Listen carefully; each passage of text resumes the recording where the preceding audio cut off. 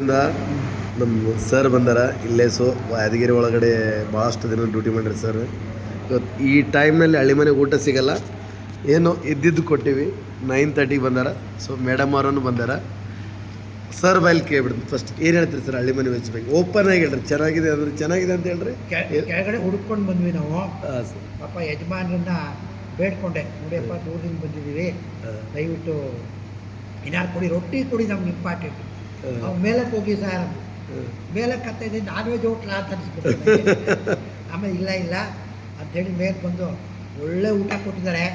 ಆದರೆ ಒಂದೇ ಒಂದು ಬೇಜಾರು ಸಂಗತಿ, ಎಲ್ಲನೂ ಟೇಸ್ಟ್ ಮಾಡೋಕ್ಕಾಗ್ತಿಲ್ಲ,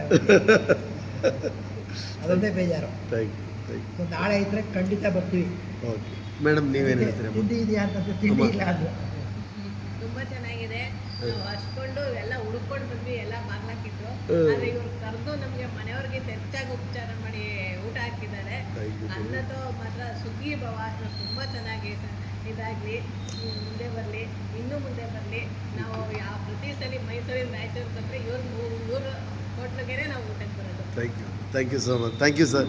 ಹೀಗೆ 100 ವರ್ಷ ನೀವು ಚೆನ್ನಾಗಿರಿ sir. Thank you so much.